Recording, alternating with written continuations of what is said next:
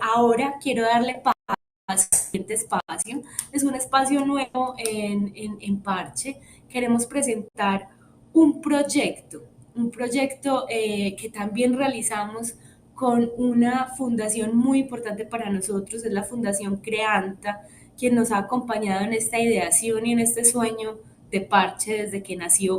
Y hoy nos quieren compartir el proyecto Sueños de Aveiva, contarnos un poco en qué consiste esta formación de docentes y dinamizadores culturales para que aprendan a hacer microdocumentales desde el celular. Entonces aquí les cedo la palabra o invito al señor Félix Manito de la Fundación Pro Antioquia, perdón, de la Fundación CREA juntos, que ya me equivoco, y le doy también la bienvenida a Joan González, quien nos va a conversar y nos va a compartir hoy esa pasión por los documentales y cómo los documentales se convierten en esas herramientas para cambiar el mundo y por supuesto para cambiar el aula. Entonces los dejo súper bien acompañados. Félix, bienvenido, Joan, bienvenido, y que disfrutemos esta presentación de proyecto que es un antojo para que sigamos haciendo muchas cosas más y otros medios. Gracias a Ana María. Buenos días, Colombia, y buenas tardes desde Barcelona. Un placer estar en una nueva edición del Parche, la tercera. Permítanme contextualizar brevemente la conferencia de Joan González. Sueños de Aveiva forma parte del proyecto denominado ETCR de Aveiva, Justicia Ambiental, Educación y Construcción de Paz, que impulsan Creanta y ProAntioquia con la cofinanciación del Ayuntamiento de Barcelona. Es un ejemplo más de la alianza de Creanta y ProAntioquia. Permítanme también, para quienes no son conocedores de la realidad colombiana, que les explique brevemente qué es un ETCR. ETCR es el acrónimo de Espacios Territoriales de Capacitación y Reincorporación. Los ETCRs son territorios en los que habitan excombatientes de las FARC y sus familias como resultado del acuerdo de paz firmado en 2016. ¿En qué consiste el proyecto de Creanta y ProAntioquia? Este proyecto tiene como principal finalidad contribuir a la incorporación social y económica de los y las excombatientes de las FARC-EP y se lleva a cabo en el ETCR Llano Grande, ubicado en el municipio de Dabeiba, en Antioquia. ¿Cuáles son sus objetivos? Tienen una denominación muy académica, pero bueno, yo creo que transmiten con mucha claridad qué pretendemos y qué se pretende con esta ambiciosa iniciativa. En primer lugar, fomentar, promover y difundir la justicia ambiental mediante el fortalecimiento de las capacidades humanas y técnicas de los y las excombatientes que habitan en el ETCR y de la comunidad local y educativa de Dabeiba. El segundo objetivo de este proyecto es generar un modelo productivo alternativo que se basa en una circunstancia excepcional, singular y muy importante, y es que se desarrollará sobre la base de 270 hectáreas de un predio adquiridas procedidas a la cooperativa Agroprogreso del proyecto ETCR, del ETCR Llano Grande. El tercer objetivo es impulsar espacios de acompañamiento, co-creación, apropiación y convivencia que respeten y potencien un sistema de valores éticos de género, social y ambiental. Finalmente, todas estas iniciativas se realizan desde una perspectiva intercultural, de equidad de género, de defensa y fortalecimiento de los derechos humanos, de corresponsabilidad ciudadana y de calidad de la educación. Este proyecto se inició en octubre del 2020 y tiene previsto finalizar a finales del 2022. Tanto Creanta como ProAntioquia estamos especialmente comprometidos con su desarrollo y con que el proyecto del ETCR Llano Grande sea exitoso. Sueños de Aveiva es una actividad, por lo tanto, vinculada a este macroproyecto del ETCR. ¿Qué pretende el objetivo de Sueños de Aveiva? Cuando diseñamos el proyecto identificamos que era necesario, que era importante hacer una actividad específica destinada a los jóvenes.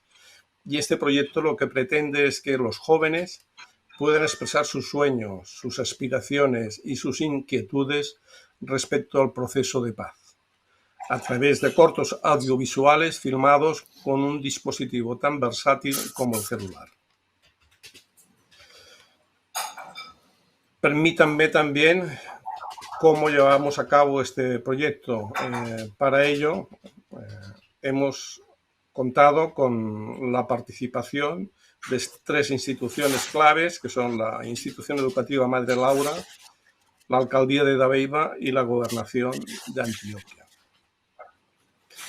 La actividad también cuenta, y en este sentido la participación de Joan González desde sus inicios, con la colaboración especializada y experta de Docs Barcelona y la asistencia técnica de Corporación Trama. Por lo tanto, hoy la conferencia de Joan González es la iniciativa, es el pistoletazo de salida de esta iniciativa Sueños de Aveiva, y considerábamos imprescindible que esta conferencia inicial para situar y motivar al colectivo de docentes y jóvenes que participarán en su realización. Consideramos que esta conferencia de Joan González tenía un interés que la hacía que fueran deseable, que fueran abiertos, y en este sentido pues así se llevará a cabo. Consideramos que su aportación es de valor para la comunidad educativa en general y para múltiples profesionales que están relacionados con el audiovisual y la educación. Por lo tanto, nadie mejor que Joan González para semejante tarea. Brevemente, presentar a Joan. Joan es el director de Docs Barcelona, el principal festival de cine documental de España y uno de los referentes europeos en este ámbito.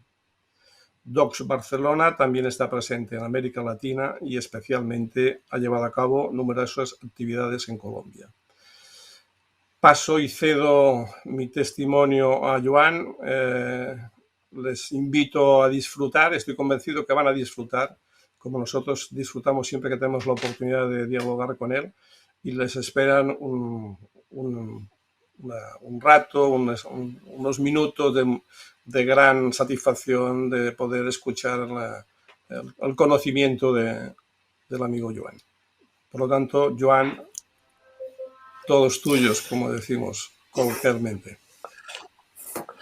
Muy bien, pues muchas gracias y voy a... Habéis puesto el listón muy alto y no sé si voy a ser capaz de poder transmitir todo lo que... la expectativa que habéis creado, ¿no? En cualquier caso, sí, es verdad, los documentales sirven para mover el mundo, para mover las personas, para mover leyes, para mover muchas situaciones, pero dejadme empezar por el principio. Y os voy a plantear una situación que vivimos.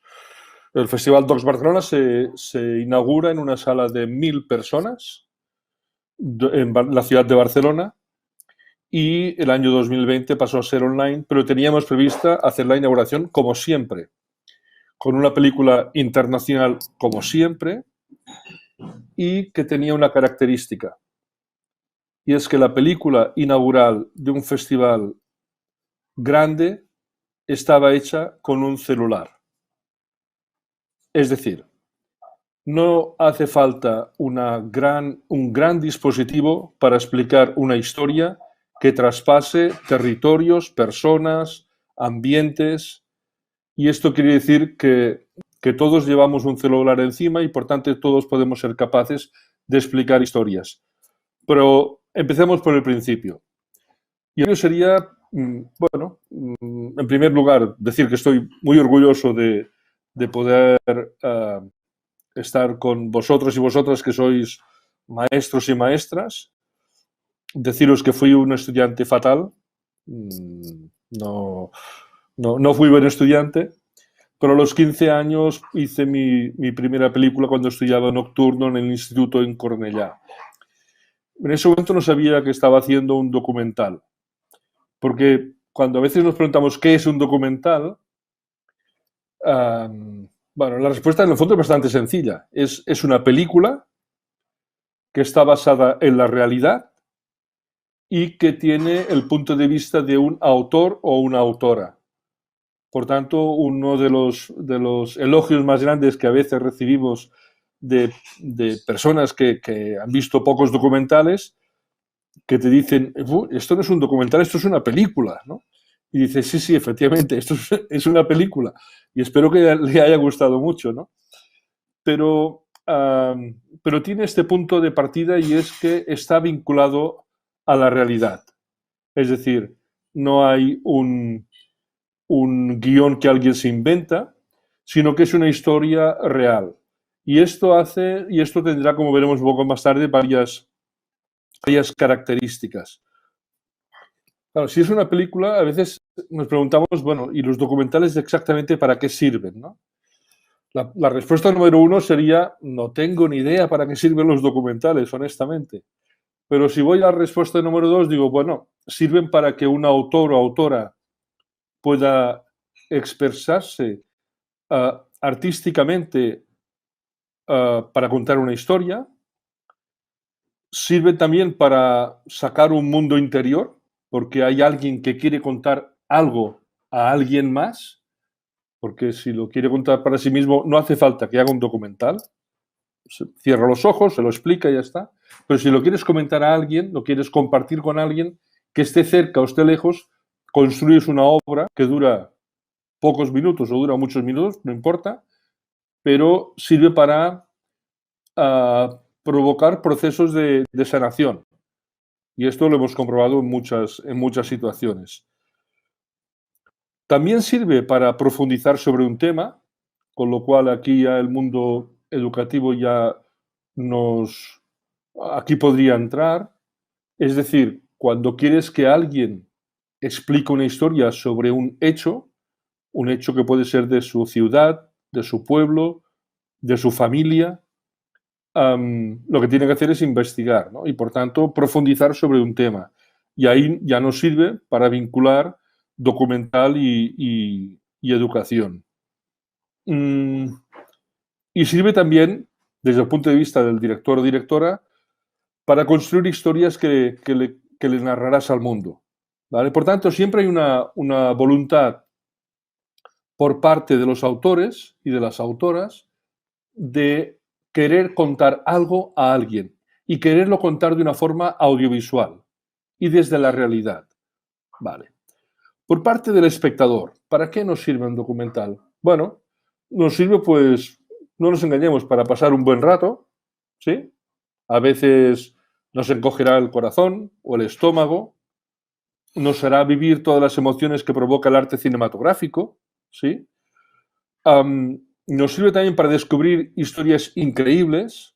Y dices, esto no es posible, ¿sí?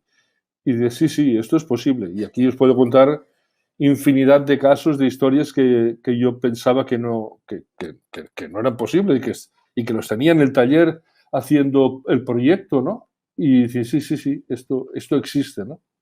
Bueno, por tanto, como espectador nos sirve también para conocer y también nos sirve para, de una forma no formal, y me disculpo por la terminología que utilice porque no vengo del mundo educativo y por tanto como cineasta pues miraré de acercarme a vuestra terminología, sirve para aprender de forma no formal. Y ahí fue una situación que para mí fue muy, muy reveladora en el festival, en el Docs Barcelona, que desde el principio quisimos juntar adolescentes y cine documental. Y la voluntad que teníamos nosotros, o la voluntad educativa que teníamos era cero. Lo que queríamos era documental, aquí vas a tener unos jóvenes, unos adolescentes, os vamos a poner en contacto con unas obras cinematográficas que se llaman documentales. Y a partir de aquí, que suceda lo que Dios quiera. Ok, pero lo que sucedió fue que cuando acababan las manos estaban levantadas. Los chicos y chicas querían saber más, ¿vale? Y esto empezó a trabajar en mi cabeza para decir, bueno, hemos hecho esto con una voluntad no formalmente educativa, sin embargo veo que está provocando una curiosidad. ¿Ok? Entonces, si provoca esa curiosidad, quiere decir que aquí igual podemos utilizar el documental de una forma diferente a como lo hemos utilizado hasta ahora. Esto fue una idea que estuvo en la cabeza y fue justamente en Medellín, en el despacho de la rectora de la Universidad Cooperativa, cuando me preguntó un día, Joan, ¿qué tienes en la cabeza? Y dije, juntar documental y educación. Y ella me dijo, nosotros nos apuntamos. Y le dije, rectora, no tengo nada más que en la cabeza, no he escrito una sola línea. Entonces regresé a Barcelona y me puse a trabajar ya de una forma consciente en ver cómo podíamos hacer que los documentales que estaban hechos para las salas del cine y que estaban hechos para los festivales y estaban hechos para las televisiones, pudieran convertirse en herramientas que pudieran ser útiles a los estudiantes y a los profesores. Y ahí estamos desarrollando un proyecto que ya ha arrancado en Alemania, en Grecia y en España, donde cómo ayudar desde la más absoluta vanidad, cómo ayudar al sistema educativo a partir de los documentales, utilizando no los documentales enteros, que también los tenemos, sino utilizando clips, utilizando pequeñas historias que salen de ese documental, ¿vale? Entonces, estamos viendo que esas historias que son del tipo que sean, que pueden ser historias de retrato de sociedad, que pueden ser historias más íntimas, que pueden ser historias de hechos históricos. Bueno, pues todo eso, ¿cómo puede ser desgranado para ser un recurso pedagógico para utilizar en el aula? Y de hecho, bueno, ya os digo, ahora a principios de septiembre empezamos y estamos arrancando. Ahora me gustaría enseñar un clip y pido a los profesionales que están detrás del proyecto, vamos a presentar el clip de Jericó, un teaser, que es el retrato es un documental que retrata un espacio y una gente, para que cuando hablemos de documental sepamos de qué estamos hablando. Cuando decimos exactamente son películas. Entonces cuando queráis podemos ver ya el clip de Jericó y a ver si la pantalla...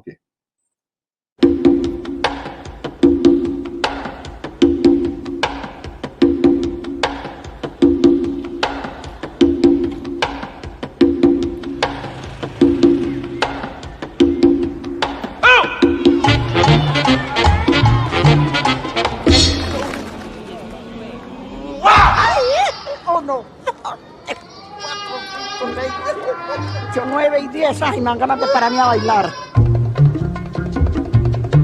Puede tener la persona 80 años y con salud puede uno decir, ¡viva la juventud! Señor, llegó la chila. Hola, Fabiola, ¿cómo estás? A lo más de bien, mi hija. Este es el marido mío. Muy bonito. Mire los ojos, vea. ¡Qué milagro, qué lindo! El dinero se debía emplear era en viajar mejor. Es el estudio mejor que hay. Yo digo, el libro de la vida es tan grande que no alcanza a leerlo nadie. Y historias tristes. Tengo la más triste. El regalo más grande que me vas a dar en la vida, mi Señor, es que yo termine. Cuando yo esté vieja, me vaya a morir a Jericó. Y me trajo a vivir a Jericó.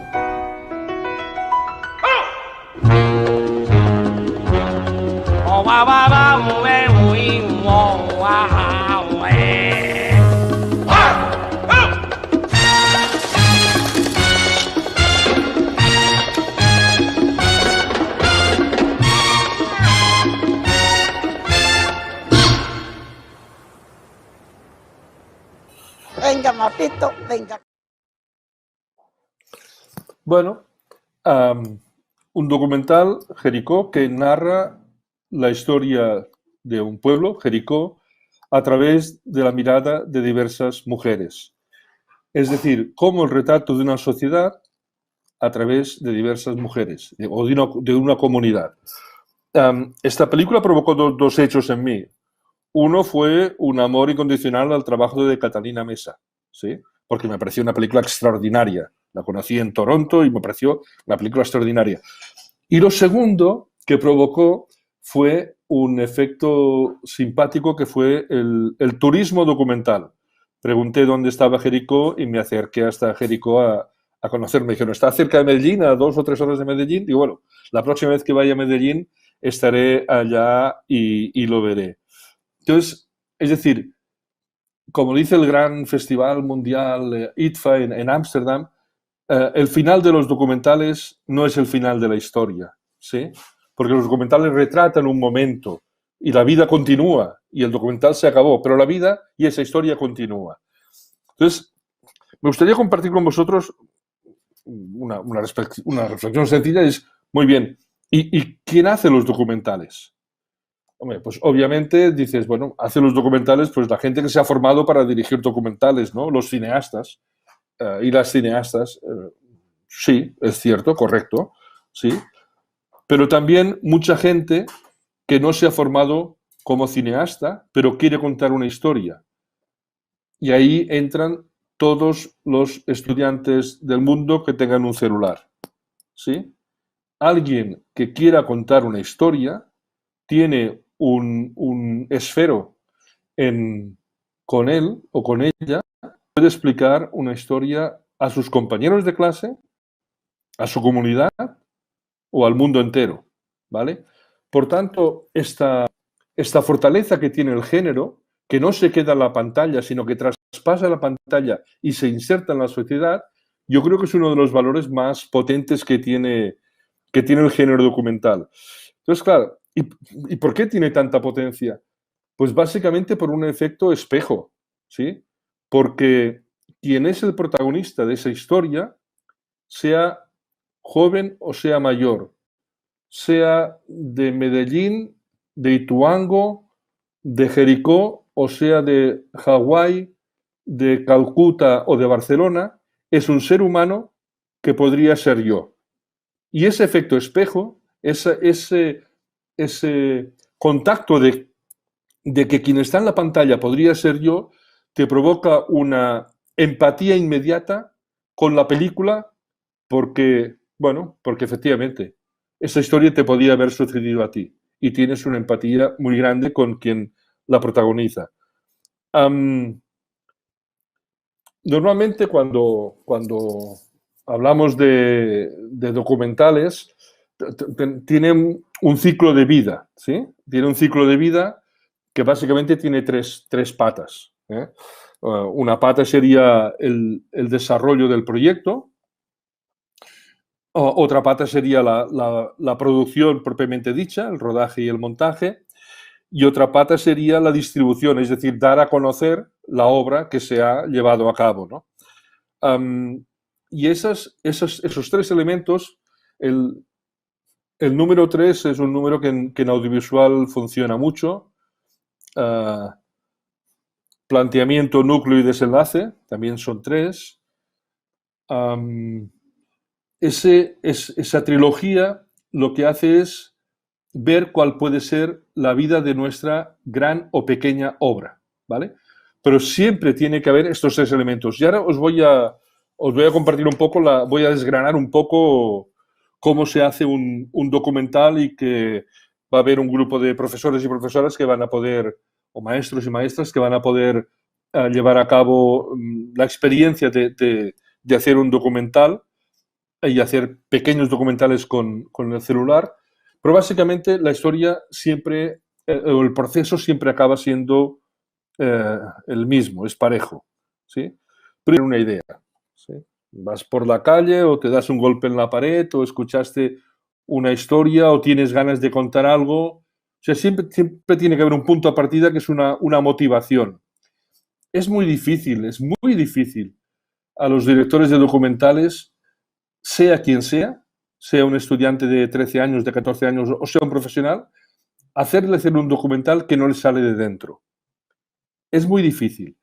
Y mi experiencia me dice que de forma consciente o inconsciente, el 99,9% de las veces hay una conexión íntima entre el autor o autora, sea un profesional o sea un estudiante, y el tema que quiere llevar adelante, ¿vale? Por tanto, es fácil pensar que si tenemos estudiantes que quieren contar una historia, tendrá que ver con su mundo.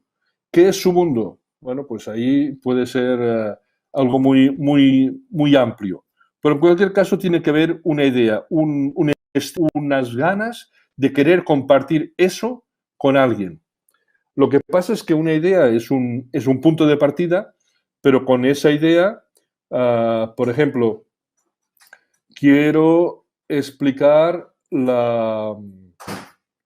cómo fue mi primer día de clase, ¿sí? Porque yo llegué a un pueblo y tuve un primer día de clase donde tenía expectativas, miedos, compañeros nuevos, espacios, ¿sí? Muy bien, ya tienes un punto de partida. Con una idea se pueden hacer cientos de miles de documentales. Una idea es una materia prima imprescindible, pero con una idea solo no vamos a ningún sitio, ¿sí? Hace falta que exista ese punto de partida, pero el paso siguiente es, tenemos que desarrollar esa idea, ¿sí? ¿Y qué quiere decir desarrollar esa idea? Básicamente, y de forma un poco contradictoria, el audiovisual necesita mucho del texto, de la palabra escrita, ¿sí? Pues tenemos que escribir. Y para escribir, ¿qué tenemos que hacer? Básicamente dos cosas, y depende un poco cuál sea ese punto de partida o esa idea. Lo que tenemos que hacer es investigar, es decir, conocer más, es decir, hablar con personas o, si es un tema muy íntimo, reflexionar y hablar con nosotros mismos, ¿sí? Los tipos de documentales que quieren narrar historias de jóvenes que tienen una situación difícil, lo que tenemos que hacer es ayudarles a que lo escriban, a que lo saquen en forma de palabras, con ninguna voluntad de que me escriban un texto continuo que tenga o sea, que esté pensado para ser leído. Es simplemente, necesito que saques lo que tienes dentro, ¿sí? En forma de palabras clave, en forma de texto continuo, en formas de dibujos. O sea, necesito que saques lo que tienes dentro. Sí, es un tema como este podría ser el primer día de clase, bueno, necesito que investigues. O sea, necesito que vayas a ese espacio, necesito que hables con las diferentes personas con las que te encontraste, hables con el primer profesor o profesora que tuviste, hables con los diferentes compañeros que encontraste, hables con la persona que te acompañó ahí. Es decir, necesitas llenar tu depósito de información, de sensaciones, de expresiones, de música, si existe. O sea, necesita el proyecto que esa idea se transforme en una investigación. Y esa investigación nos tiene que llevar a tres elementos clave. Uno, las ideas que yo quiero transmitir. O sea, ¿qué quiero contar con esta historia? ¿Sí? ¿Qué quiero contar? Quiero contar que el primer día de clase en la nueva escuela, cuando tenía 14 años, fue un día muy duro para mí. ¿Ok? Muy bien, ya sé que quiero contar esto.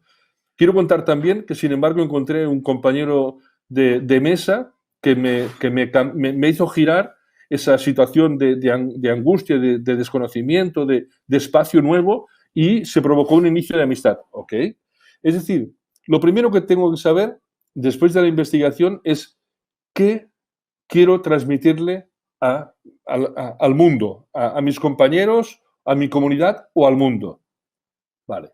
Lo segundo que tengo que saber, si lo primero es las ideas, lo segundo sería a través de quién. Es decir, quiénes van a ser las personas protagonistas de mi historia. Va a ser la persona que me acompañó y que me dejó, y a pesar de que tenía 10 años, cuando me dejó, se me humedecieron los ojos porque estaba en una situación un poco de tensión.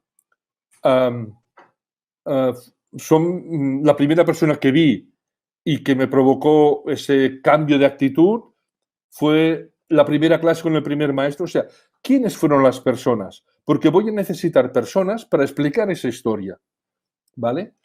Y lo tercero que tengo que tener en cuenta, primero ideas, segundo personas, que en nuestro ámbito le llamamos personajes, pero son personas. Y el tercero son acciones, es decir, ¿qué voy a filmar yo? Voy a filmar la escuela antes de que nadie llegue y, por tanto, una escuela en calma. Voy a filmar pupitres vacíos. Voy a filmar el momento que llegan todos los participantes, todos los estudiantes y se oye un barullo y hay movimiento y tal. Quiero filmar la clase. Quiero filmar el tiempo de descanso y el tiempo de patio. O sea, yo necesito, como voy a tener mi celular, necesito que algo suceda delante para que yo lo pueda filmar, ¿vale? Por tanto, recopilando, primero hay una idea, después tiene que haber una investigación y esa investigación más grande o más pequeña me tiene que llevar a qué ideas quiero transmitir, a través de quién las voy a transmitir y cómo voy a filmar, ¿vale? Ahí cómo voy a filmar también puede haber un paisaje sonoro, o sea, podemos, y esto ya sería un poco más quizá un poco más, pero bueno, puede haber un paisaje sonoro, ¿vale? Es decir, qué tipo de sonido queremos que acompañe a mi película. Uno, cuando la primera vez que trabajé con celular y con estudiantes, les hice hacer un primer ejercicio que fue, quiero que me cuentes quién eres a partir de enseñarme el espacio donde duermes. ¿Cómo es tu habitación? ¿Y qué hay en tu habitación? O sea, enséñame quién eres tú a partir del retrato, de lo que hay en las paredes, de lo que hay en el suelo. Y bueno, y ese fue el primer ejercicio que hicimos, ¿vale? Recuerdo perfectamente un trabajo de uno de los chicos que me pareció extraordinario, que lo que hizo fue cerrar todo desde la habitación, ponerla a oscuras y poner una linterna junto a su celular, ir siguiendo por las paredes como si estuviera descubriendo con la linterna. Y yo pensé, este chico tiene una mirada audiovisual. Este chico, si trabaja aquí, trabaja de esta manera, va a poder avanzar porque ha hecho algo que yo nunca había visto hacer en otros ejercicios, ¿no? Vale. Ahora, antes de seguir, me gustaría enseñaros otro clip. En este caso, un retrato de personaje que tiene un sueño que es un clásico. Uno de los temas clásicos es el retrato de alguien que lucha por su sueño, ¿vale? Y en este caso vamos a ver Petitet, que sería el tercer clip, y cuando el equipo técnico esté dispuesto, pues podemos verlo y no os digo el sueño que es ni el personaje que es.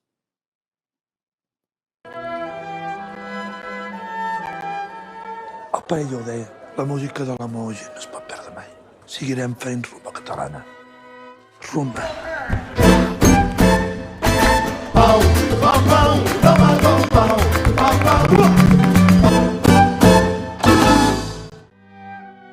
Jo vaig prometre una cosa a la meva mare quan es va morir. Vull fer tot el possible perquè es donin compte del que és la rumba catalana amb una sinfònica. Hay una lágrima cayó en la arena, cayó. una lágrima cayó en la arena, la que quisiera encontrar, hay una lágrima cayó en la arena. Nois, com és? Quan ell canta, no entra la lágrima. Ràpid, vosaltres.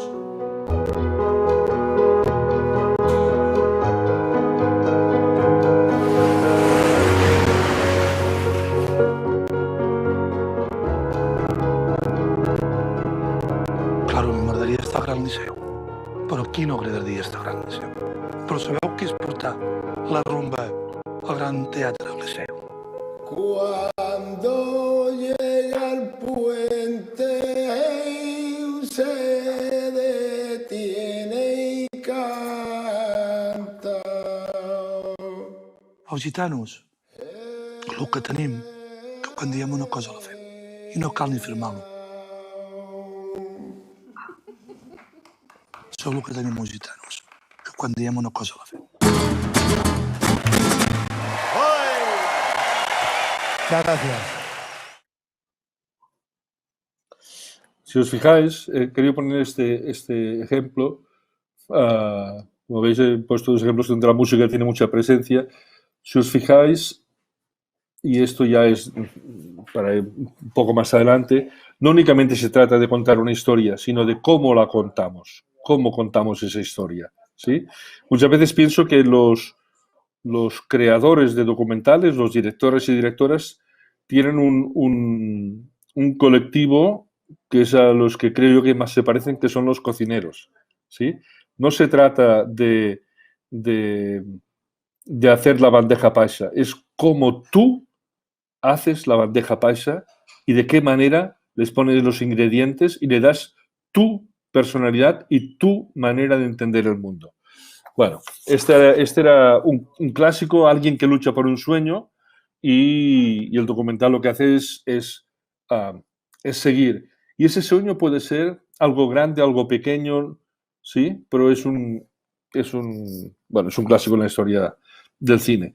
Ok, yo os decía, tenemos que hacer investigación y después lo que tenemos que hacer es volver a escribir, ¿sí? Escribir de la investigación que hemos sacado, teníamos una idea, hemos hecho investigación y tenemos que empezar a decidir qué es lo que vamos a filmar. Esto yo le llamo secuenciar, o sea, hacer secuencias, que las secuencias para mí serían como los capítulos de un libro. El conjunto de todas las secuencias me dará la película antes de empezar a filmar, ¿sí? No sales, acabo la frase, no sales a filmar y después decides cómo es la película. Normalmente la película la tienes clara antes de empezar a filmar. Como trabajas con la realidad siempre te va a sorprender. Siempre. No la puedes dominar. Es un río que tiene mucha fuerza. Pero a no ser que quieras ser espontaneísta y dices, bueno, yo salgo a filmar y a ver qué encuentro. Ok. Esto, como sabéis, no es ciencia, no es matemática. Esto es creatividad y, por tanto, todo puede ser posible. La inmensa mayoría de veces, lo que hacemos es de la idea, la investigación, la secuenciación y saber qué vamos a filmar, ¿vale? Y después viene el proceso de filmación. El proceso de filmación que siempre tiene tenemos que hacer que si queremos construir con los chicos y chicas historias, vamos a hacer historias que sean cercanas. Vamos a hacer historias que tengan que ver con su comunidad, con su familia, con algún hecho de la escuela, o sea, historias que sean cercanas, historias que sean factibles, porque a lo mejor alguien quiere decir, bueno, yo quiero saber cómo los paisas reaccionan frente a la Torre Eiffel, ¿no? Y dices, bueno, está muy bien, pero no tenemos plata para ir a filmar a París, ¿no? Entonces, tenemos que hacer algo que sea factible. Entonces, en ese proceso, proceso tenemos que pensar mucho, ¿vale? Tenemos que pensar, yo creo que o menos para mí, todos los procesos de creación de una película es mucho más importante pensar que hacer. Hacer es mucho más sencillo si has pensado previamente. Si no has pensado previamente, si no tienes controlada la historia, Entonces vas a filmar cualquier cosa que te pase por la cabeza y después vas a tener muchísimo material para poder montar después, y es muy posible que te ahogues, ¿sí? Por tanto, yo cuando con los profesionales hablamos de documental, yo siempre les digo, para mí existe una relación entre el autor y la obra como la del jinete y el caballo, ¿sí? O el caballo va donde decide el jinete, o el jinete va donde decide el caballo. Y el caballo es la obra. Y la obra, os aseguro que tiene vida propia. Y si filmas mucho sin haber pensado por qué estoy filmando y para qué estoy filmando, puede ser que después te ahogues. Porque tendrás tanto material que será muy difícil construir aquello que tenías pensado. Por tanto, yo sería del parecer de ir poco a poco. Y en ese poco a poco, incluso delimitar el espacio-tiempo. Es decir, creemos obras con estudiantes de una duración limitada, de 2 minutos o 3 minutos máximo, ¿sí? Y a partir de ahí, si nos va bien, ya podremos crecer, ya podremos ir más allá. Pero vayamos paso a paso. Ok, después de la investigación, planeamos el rodaje, que puede ser 1 día o 2 días o 3 días, eso depende de las reglas del juego que tengamos, y lo que hacemos es, pues salir y rodar, pasarlo bien mientras rodemos, procurar hacer que nuestros personajes estén en territorios que ellos dominan. Es decir, si tengo que filmar a mi mamá, mejor que la filme en un espacio que es habitual para ella, que no que me la lleve al medio de un parque porque el plano es muy bonito en medio del parque. Dices, ya, pero el plano es muy bonito, pero tu mamá tiene que explicarte una historia íntima y está en un medio que el medio parque le va a condicionar, y por tanto es mejor que busques un espacio donde ella se sienta cómoda, se sienta segura, se sienta protegida, porque lo que te quiere contar es algo trascendente, es algo importante para ella, ¿no? Por tanto, pensar dónde vamos a filmar. Cambio totalmente.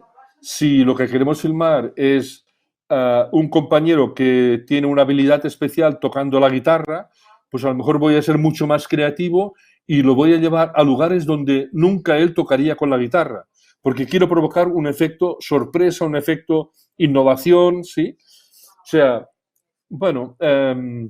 sea, básicamente, cuando os decía, yo creo que hay que secuenciar para filmar, en las diferentes secuencias tenemos que pensar dónde queremos filmar y por qué queremos filmar ahí.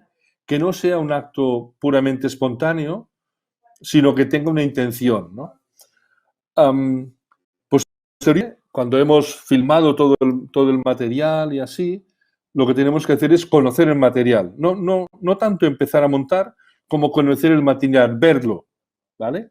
Y cuando vemos el material, es bueno poder incorporar a alguien en el equipo que no haya filmado, ¿sí? Que no haya estado en el proceso de rodaje. ¿Por qué? Porque las personas que hacen documentales, es igual que sean estudiantes que sean profesionales, tienen un vínculo emocional con las imágenes que han filmado.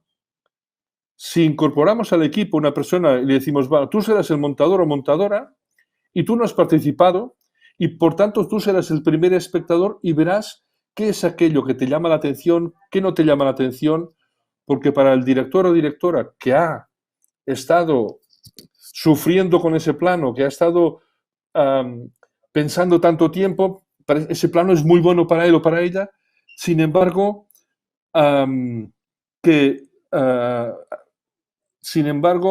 es que estoy mirando que me están dando avisos y... Sin embargo, ese vínculo emocional puede hacer que para ti sea un plano muy interesante y ese plano realmente no es muy interesante, solo lo es para ti. Entonces, si tenemos a alguien de fuera, nos dará esa mirada fresca, esa mirada crítica y nos ayudará a hacer un mejor documental, ¿vale? Me dicen que tenemos una pregunta en el chat. Sí, un documental puede ser largo o corto. puede ser largo o corto, no tiene ninguna importancia, ¿sí? Es decir, puede haber documentales hay documentales de 90 minutos, de 100 minutos, y hay documentales de 10 minutos y de 13 minutos. Y pensemos en términos de un cuadro. La fuerza de un cuadro no es los centímetros cuadrados que ocupa. Es la intensidad, es la pintura, es la fuerza de la imagen, no tanto si es mayor o menor, ¿vale? Si queréis preguntar cosas, porque me las hacen llegar por WhatsApp y puedo contestar, ¿eh? Es decir, después del rodaje, el montaje y con esa mirada nueva que creo que tiene que haber, ¿vale? Y que si formamos equipos, puede ser el montador de una película, puede ser el director de otra y al revés. Es decir, que podemos hacer que todo el mundo participe, pero que haya siempre una mirada fresca.